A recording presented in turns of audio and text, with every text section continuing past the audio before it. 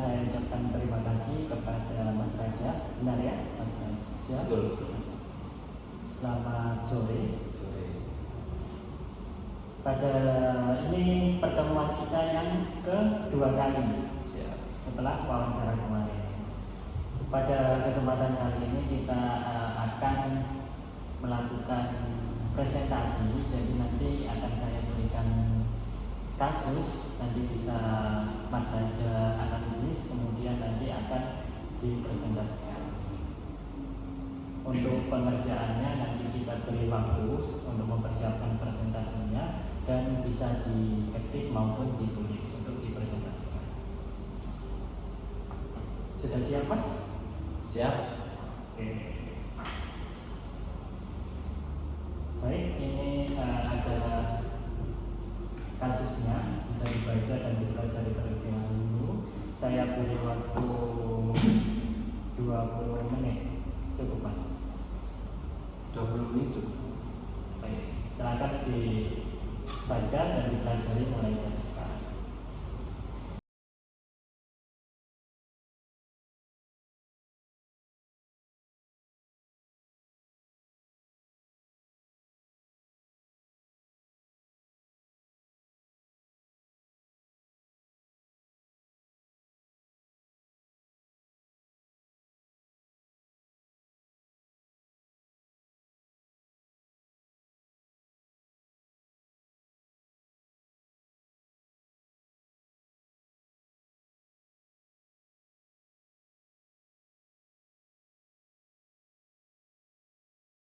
Oke, assalamualaikum warahmatullahi wabarakatuh.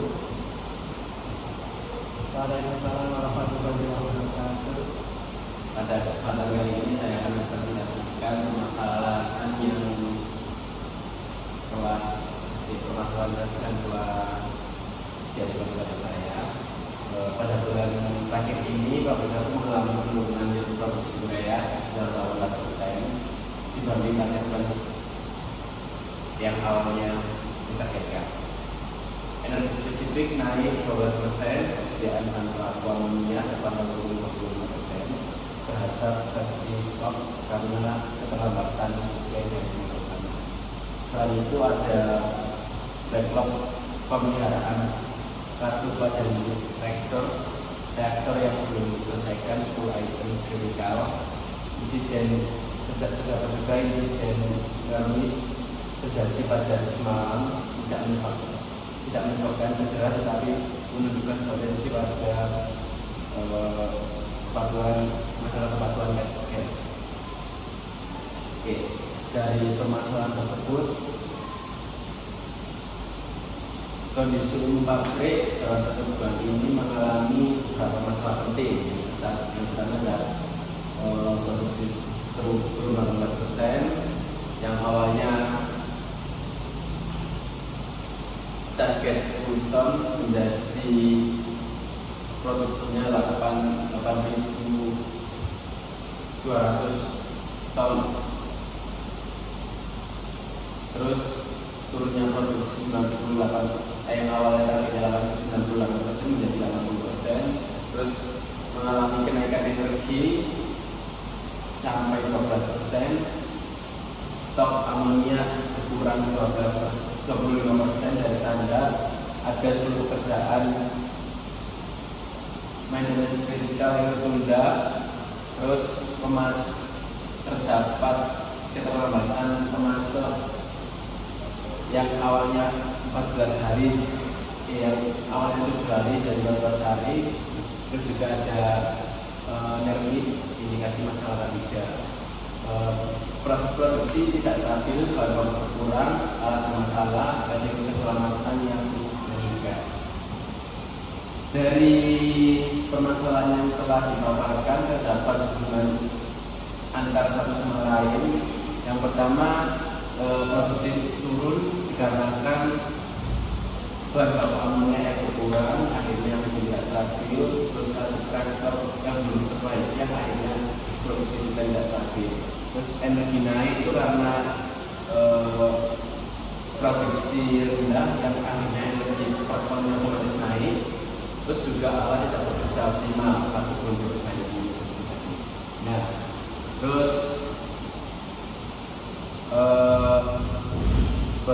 turun karena turun tanpa terbatas, terdapat kendala di dalam mesin. Operator juga lebih berhati-hati karena ada kejadian yang sudah tersebut. Terus juga stok amonia juga turun karena pengiriman dari supplier terlambat. Safety stock tidak disesuaikan dengan wajib baru. Terus juga di permasalahan ini terjadi karena mungkin akan bisa meningkat. Selain tidak stabil, pengawasan semalam juga kurang. Agar masalah ini terdapat 4 akar masalah. Yang pertama tempat terlambat, yang akhirnya item pemasok 2 kali lebih lama, maintenance yang tertunda, yang akhirnya 10 item yang kita perlu dikerjakan. Terus proses produksinya juga tidak stabil, yang akhirnya parameter yang tidak sesuai. Ketiga, kondisi yang akhirnya muncul garis. Ini semua saling memperburuk kondisi tabir ya lagi. Berikutnya tindakan yang akan saya ambil atau teman saya. Yang pertama kita fokus pada stabilkan operasi sekarang, yang mana menyelesaikan 10 backlog kartu kritikal dengan gabungan, terus mempercepat pengiriman amonia dengan cara mungkin kita menggunakan alternatif supplier yang lain. Terus jalannya proses pada mode operasi stabil. Terus perketat pengawasan semalam. Terus juga bentuk tim harian untuk memantau yield, energi, stok, dan maintenance. Terus juga fokus pada mencegah masalah bulan. Nah, menaikkan servis stok amonia misal dari yang awalnya stoknya 800 ton, sekarang ditambah jadi 1.200 ton. Terus evaluasi ulang pemasok dan tambah pemasok cadangan.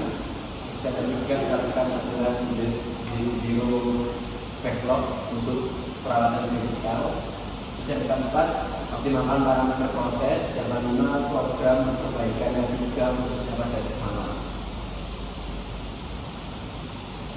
Terus juga ada fokus pada memperbaiki sistem pabrik, mulai implementasi produktivitas maintenance. Terus yang kedua ada buat sistem manajemen risiko bahan baku. Ada juga yang ketiga jalankan proyek efisiensi energi. Yang keempat tingkatkan budaya keselamatan seperti safety leadership atau yang lainnya. Terus buat dashboard monitoring. Ada juga rencana selanjutnya pada tahap kedua, rencana kebutuhan sumber daya, bahan baku, tambahkan stok pengaman, cek kondisi pemasok dan lalu yang tadi telah disampaikan. Terus dapat monitoring target 1 sampai 3 bulan ke depan, dia naik kembali ke 95% kurang lebih. Terus energi kembali pada kurang dari 1000 kWh per ton. Stok amonia juga minimal 1200 ton. Backlog kritikal kalau bisa tidak terjadi sama sekali. Garis juga jangan sampai kejadian lagi. Setelah itu kesimpulan yang saya ambil dari permasalahan yang telah dilaporkan ke saya adalah masalah utama berasal dari baku terlambat, yang saya tertunda, terus proses tidak stabil, yang akhirnya dampaknya menyebar ke yield, energi produksi dan keselamatan kerja. Terus juga solusi harus cepat dan berkoordinasi lintas apartemen dengan tindakan cepat, cara pendek, cara menengah, informatif, cara kembali stabil. Sekian presentasi dari saya. Assalamualaikum warahmatullahi wabarakatuh.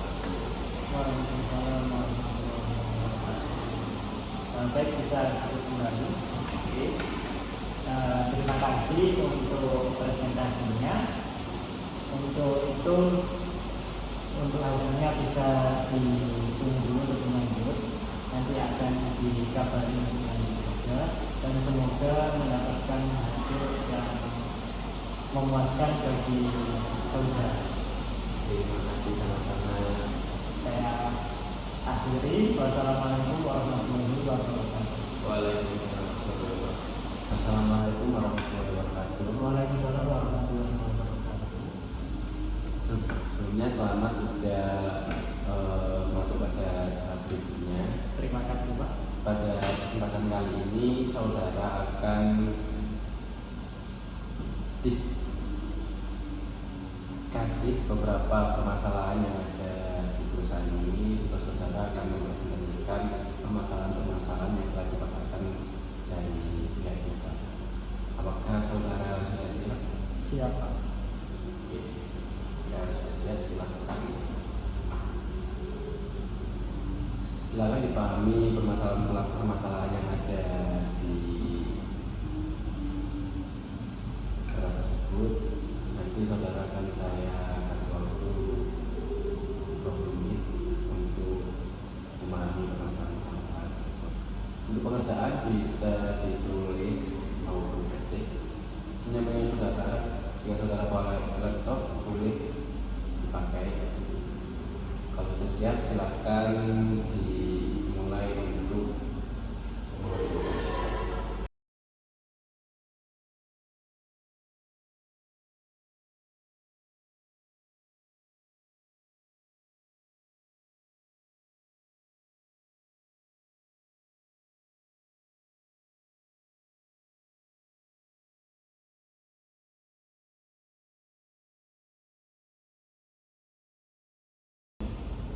Baik, bisa dimulai Pak. Silahkan dimulai. Assalamualaikum warahmatullahi wabarakatuh. Waalaikumsalam warahmatullahi wabarakatuh. Sebelumnya saya ucapkan terima kasih atas kesempatan yang telah diberikan. Selamat sore juga Bapak. Sore. Dalam 5 bulan terakhir kita menghadapi krisis kesehatan organisasi yang serius. Turnover melonjak 22% di posisi teknis dan operasional. Employee engagement anjlok 14 poin. Paduan performance management hanya 68%. Dan yang paling mengkhawatirkan itu pelanggaran disiplin naik dari 4 menjadi 17 kasus. Ini bukan sekedar masalah HR administratif, ini adalah warning signal bahwa organisasi kita sedang sakit. Hari ini saya akan paparkan akar masalah dan roadmap perbaikan untuk 90 hari atau 3 bulan ke depan. Kita mulai dari analisis akar masalahnya terlebih dahulu. Mari kita lihat faktanya dengan jelas. Turnover kita seharusnya maksimal itu di 8%, tapi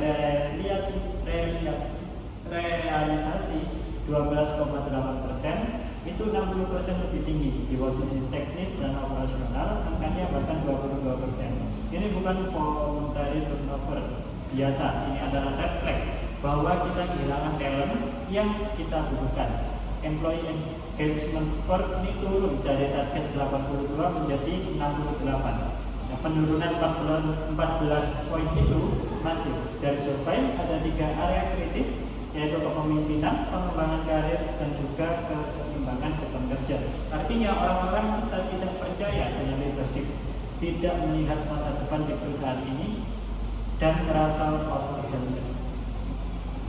Pada onboarding yang seharusnya 5 hari malah menemukan waktu 12 hari, lebih 2 kali lipat. Bayangkan first impression karyawan baru, mereka gabung dengan antusiasme tinggi, tapi disambut dengan proses yang lambat dan tidak terorganisir. Ini menciptakan top sejak hari pertama. Kemudian performance manajemen kita berantakan. Hanya 68% manajer yang menyelesaikan KPI review tepat waktu. Artinya 1 dari 3 karyawan tidak tahu apakah performa mereka baik atau buruk. Tidak dapat feedback yang konstruktif dan merasa diabaikan. Kemudian program learning dan development yang dibutuhkan untuk skill enhancement baru terrealisasi terrealisasi 40% dari rencana. Program kepemimpinan yang krusial untuk succession planning tertunda total, dan yang paling concerning suksesi rate now kita hanya 45%, padahal target itu 75%. Nah, kita tidak siap kalau ada key position yang suddenly fasan. Pelanggaran SOP melonjak dari 4 menjadi 17 kasus dalam 3 bulan. Ini bukan karena orang-orang tiba-tiba jadi nakal, tapi indikator bahwa ada sesuatu yang sistematik salah. Kemudian setelah saya analisis dengan mendengarkan input dari HRBP, Land Manager dan bahkan exit interview dari yang resign, saya temukan ada 3 akar masalah utama yang paling mengunci. Yang pertama itu ada kapasitas HRBP overload. Beban kerja HR aktual 168 kasus per bulan, padahal kapasitas optimal 100 kasus. Dengan overload 68%, tim HR kita belum out. Akibatnya onboarding lambat, program M&P tertunda, dan support ke line manager minimal. Ini klasik vicious cycle. Semakin banyak masalah, semakin overwhelming HR, semakin banyak juga masalah baru yang akan muncul. Kemudian akar masalah yang kedua adalah leadership gap. Hanya 68% manajer komplit KPI review tepat waktu. Ini bukan karena mereka lupa, tapi karena mereka tidak terlatih untuk jadi Google Manager. Mereka dipromosikan karena technical competence, bukan leadership skill. Tanpa coaching proper dari HR yang overload, mereka struggle. Hasilnya supervisi lemah, feedback tidak ada, tim direction tidak jelas, dan orang-orang menjadi frustasi. Kemudian akar masalah yang ketiga ada sistem dan proses manual. Onboarding 12 hari kerja, semua manual, paperwork, orientasi, akses sistem, equipment, tidak ada digitalisasi, performance review manual juga, sehingga manajer menganggapnya beban administratif, bukan tool untuk develop people. LND tracking manual, sulit monitor completion dan impact. Ini hubungannya sebab akibatnya. HR overload menyebabkan support ke manajer itu minimal, kemudian manajer yang tidak tersupport menjadi leader yang lemah. Leadership yang lemah membuat employee tidak engaged. Disengajement menyebabkan turnover dan disiplin isu. Turnover tinggi menciptakan beban rekrutmen dan onboarding yang lebih berat. Kembali ke HR overload. Ini self-reinforcing negative cycle yang kalau tidak kita break akan memperburuk situasi secara eksponensial. Kemudian ada solusinya. Dari 30 0 sampai 30 hari ke depan. 30 hari pertama kita fokus pada stop the bleeding, hentikan pendarahan talent dan stabilkan leadership. Yang pertama ada emergency capacity relief untuk HR. Saya akan segera onboard 2 HRBP kontrak untuk 6 bulan dan 1 HR admin untuk handling administrative task. Ini akan turunkan beban dari 168 menjadi sekitar 110 kasus per orang. Gak masalah tinggi tapi manageable. Secara paralel saya prioritaskan ulang workload. Hal-hal kritikal seperti onboarding, exit interview, dan disiplin cash dapat prioritas A. Sementara proyek-proyek besar seperti transformasi kultur kita tunda terlebih dahulu. Kemudian aksi yang kedua ada leadership quick intervention. Saya akan identifikasi 20% manajer dengan performance review completion terendah dan disiplin isu tertinggi di tim mereka. Ini adalah target intervention prioritas. Untuk mereka saya akan one-on-one coaching session 2 jam dalam 2 minggu pertama. Saya akan jelaskan ekspektasi dengan sangat clear, provide tool dan template yang praktis untuk performance conversation, dan komit untuk weekly check-in selama sebulan pertama. Saya juga akan launch manager toolkit, simplified template untuk kami review one-on-one conversation with dan disiplin handling flow card. Dibuat sesederhana mungkin sehingga tidak ada excuse untuk tidak execute. Kemudian aksi ketiga, onboarding digitalisasi quick win. Dalam 30 hari saya tidak bisa full digitalisasi, tapi saya bisa eliminasi bottleneck terbesar. Saya akan buat digital onboarding checklist di platform yang existing seperti Microsoft Form atau Google Workspace yang sudah kita punya. Pre-populate dan IT access request, equipment, dan orientasi schedule. Koordinasi dengan IT untuk batch proses access request setiap Senin dan Kamis, bukan KPC. Target untuk menurunkan onboarding dalam 12 hari menjadi 8 hari dulu sebagai langkah pertama. Kemudian aksi yang keempat ada engagement first aid.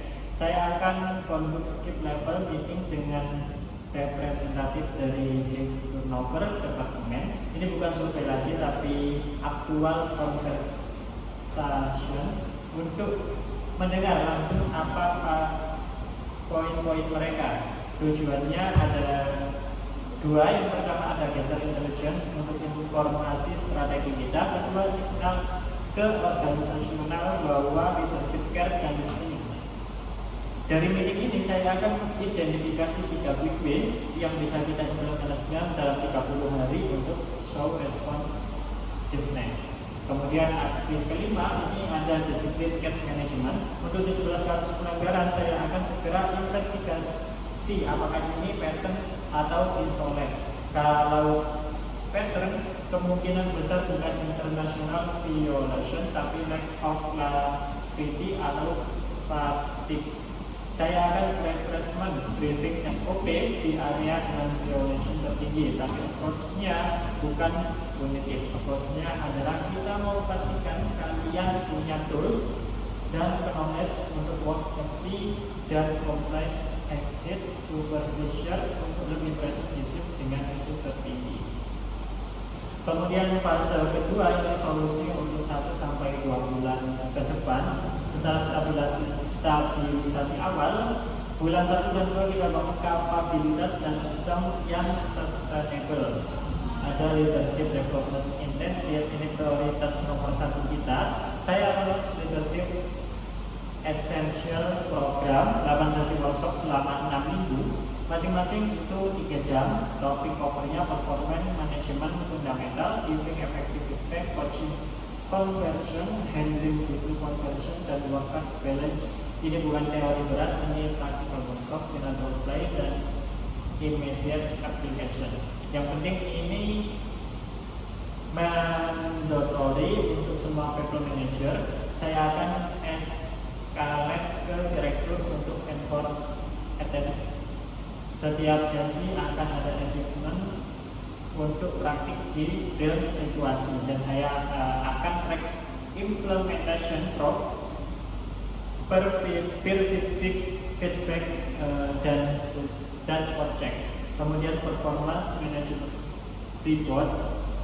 Saya akan simplify KPI review proses. Current proses terlalu complicated dengan 15 halaman form, orang malas mengisinya. Saya akan mendesain ulang jadi maksimal 2 halaman, 3 key metric, progress status, 2 strike yang dipertahankan, 2 development area, dan 1 action plan. Saya juga akan implement monthly reminder system dan provide compassion dashboard yang visible ke senior leadership. Kalau manajer tahu bahwa bosnya ingat compassion rate, mereka compliance akan naik. Ini kombinasi current and training untuk enable them, visibility untuk ensure accountability. Kemudian ada onboarding digital transformation. Di bulan kedua saya akan full implement HRIS modul untuk onboarding, atau kalau budgetnya itu terbatas, leverage existing platform itu lebih maksimal. Workflow yang clear dari hari ke-7 of accepted. Welcome email dengan digital from day 3 IT auto profession access. Day 1 digital welcome kit dengan video dari CEO, ORG card interaktif, dan body assessment. day 1 sampai day 1 sampai 5, hari ke 1 sampai 5, struktur program dengan daily check-in digital. Untuk target finalnya kita onboarding 5 hari seperti semula.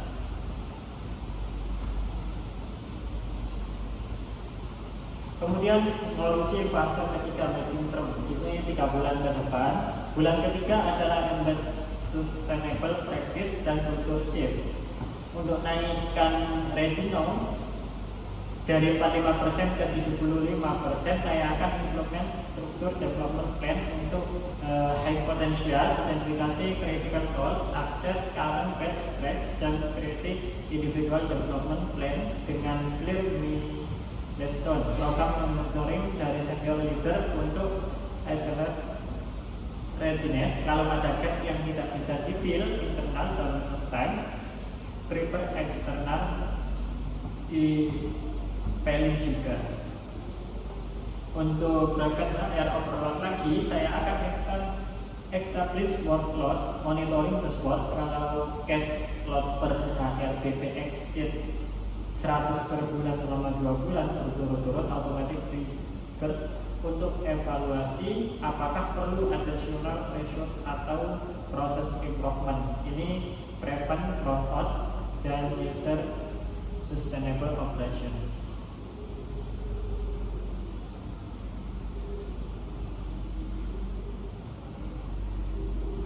Bapak, angka-angka yang saya paparkan tadi bukan sekedar statistik HR. Ini adalah orang-orang kita yang frustasi, exhausted, dan kehilangan kepercayaan. Turnovernya 12,8%, artinya kita kehilangan institutional knowledge, momentum project, dan tim moral.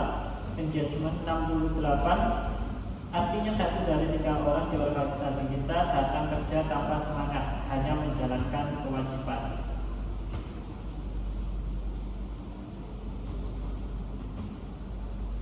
Tapi saya percaya kita bisa turn this around. Saya punya roadmap yang clear, result plan yang realistik, dan KPI untuk user accountability. Yang saya butuhkan adalah dukungan penuh dari leadership, bukan hanya budget approval, tapi genuine komitmen untuk people first culture. Manager harus pilih untuk invest di tim di leadership development. Center leader harus model the behavior yang kita expect. Karena people adalah aset terbesar kita, maka saatnya kita treat them accordingly. Mari kita mulai. Sekian yang bisa saya sampaikan, saya presentasikan. Saya akhiri. Wassalamualaikum warahmatullahi wabarakatuh. Waalaikumsalam. Silahkan duduk. Sebelumnya terima kasih telah memaparkan presentasi hasil kerja saudara. Semoga hasil yang telah saudara paparkan dapat membawa hasil yang maksimal untuk saudara. Amin. Sekian pertemuan pada sore hari ini. Kurang lebihnya mohon maaf. Wassalamualaikum warahmatullahi wabarakatuh.